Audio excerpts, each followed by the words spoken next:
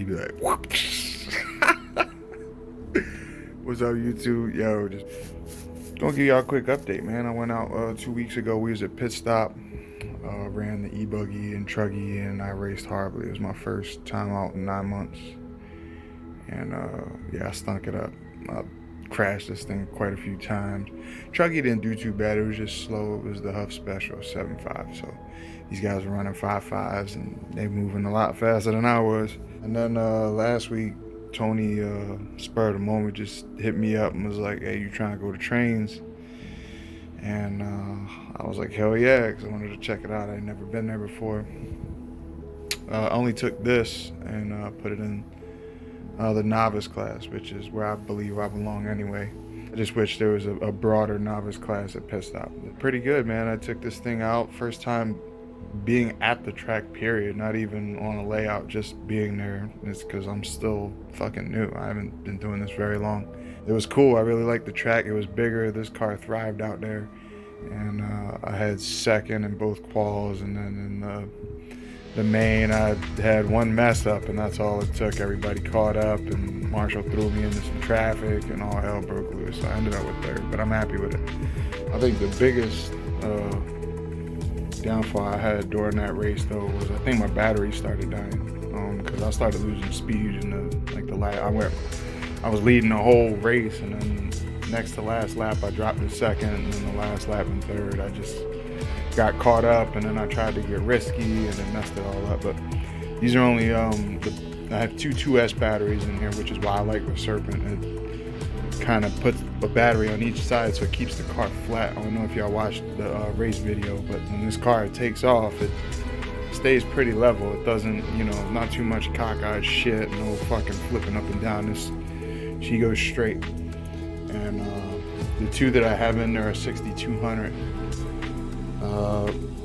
And I need to get, I think, 7200, because I had never raced. This has only been out on the track 3 times, twice at Pit Stop and then once at trains. And I've only ever run max a 6-minute main because I never got past the B main. So at trains, I did an 8-minute, and I saw that those batteries are a little weak. So those would be good for quals. And then I need to get either 72 or higher for mains.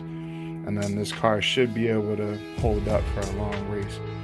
I also have to take into account, though, when I get a new motor, I got to talk to a couple of guys, maybe talk to Tony and Brandon, see what they're doing. But it was a good time, fun experience, cool track. I like the slot tracks there, awesome stuff.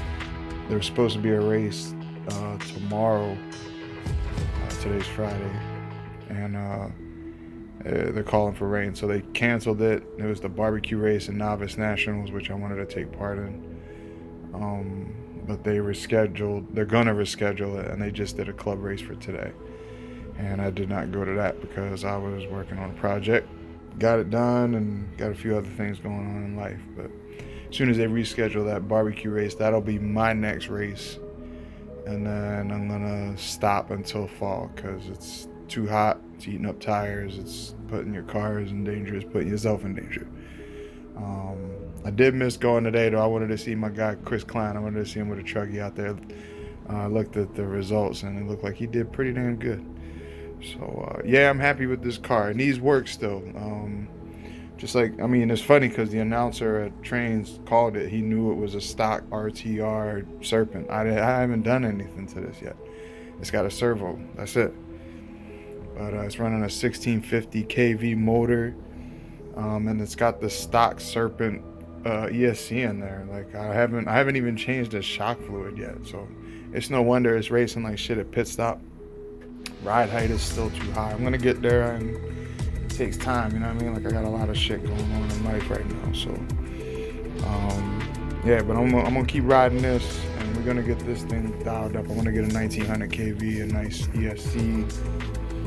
At some point, I want to dig into the ride height, the shock fluids. I did the diffs. I don't remember what it was, but there is a previous video that talks about the diff fluids and how to do it. So I'll probably revert back to that. And that's the project I was talking about.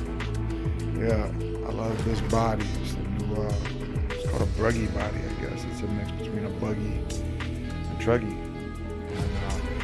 And, only reason I went with this is with the old truggy bodies, they had a penchant for cracking right here. It looks like a pug nose, but it always cracked at the same spot. Yeah, it's part because I crash a lot, but as a noob, I'm gonna crash. You know what I mean? Like, I'm a fucking novice. Everybody's gotta get that shit through their head. I get a lot of odds at the track. You know, why aren't I racing with this and racing with that or in this class? And because I'm a fucking novice. I'm a noob. I'm still learning how to build the fucking cars. Like, you know, I'm just, you know, I'm glad I went to trains though, because it was like, that was like jump training for me. Like, I had to shake off the jitters of taking these cars over big ass jumps, and the Serpent, you know, helped me with that. And I knew it needed a bigger track. But this is where I want to stick to, is in the truggy class. But I'm really digging. I'm going to show y'all the new body. This shit looks dope. And I like it because if I do crash, there's not really going to be hitting any body no more in the front. There's nothing to crash. It's just going to be tires, and yeah, the shock towers might take a little damage and, you know, all this shit. But I'd rather do that than buy a fucking body every time I go race, because I was getting tired of them bitches breaking. So this is the new Rocket. Yeah. As for the rest of the squad, I don't know, Tony, man, I feel bad for Tony, man, because we went to fucking LCRC and he bought them damn pre-mount tires, 2 sets, and them bitches blew up on them in races. And I think the first set blew up at pit stop, and he tried gluing them, took them out to trains, and both sets of those blew out. I gave him the triple Ds I bought from there, and they didn't blow out, but he ripped them bitches to shreds. They was done. So they drive a lot harder than I do out there. Brandon, he's just Brandon, man. He's just he pedal to the metal and, you know, see what happens. That's kind of how he races. I feel bad for Rock too, man. Rock could drive his ass off, man, but I don't know. I don't know if it's the type of car or how they made the ones he's driving. I've only been out there for 2 weeks now with him, and I've seen nothing but brakes. So I feel bad, bro. Like, need a techno, Holmes. You gotta step up to the plate and get you some techno, because that's where it's at. That's the only car that's gonna last out there. Because I've tried all the Hobao and the fucking Traxxas. You know, the Serpent's doing okay, but yeah. But we all right, man. We out here. Everybody's trying to get in laps. Everybody's working on cars. It's a little hot right now. I think we're gonna take a break. I know I am. I know Tony's down for a break. So we'll be back out in the fall. I'm definitely gonna make it to the barbecue race, because I'm gonna put that truggy out there. I think I might do the novice. See if I can challenge Mike Louie. Holla. Shit, yeah. Before I go, I wanted to bring something up. I had a couple viewers. They commented and asked. A lot of people want me to start posting the shit that I'm getting and I'm finding online, especially for like the whole bio and a couple other things. But these things here in particular, I've had quite a few questions on. These are just called RC car body roof skid protectors. You can find them on eBay, you find them on Amazon. They sell all. When you buy them, it usually comes in a kit with different sizes. I actually had the longer Traxxas ones out a little bit ago, but there's like 4 or 5 different sizes. It's like $20 for a kit. And basically all it is there's a nut that goes underneath on the inside. You put the screw in there and you just tighten it in. You just got to drill the holes in your body. Just my only suggestion is to put it in a spot that's not gonna compromise your body. Like, it's not gonna make it crack anywhere when it falls over. So I tend to keep it away from the edges or creases and just put it there. And that, I mean, once it falls over, it's gonna land on that, saves your body. And with, you know, this new setup, I think it's just gonna stay clean. I'm pretty happy about that.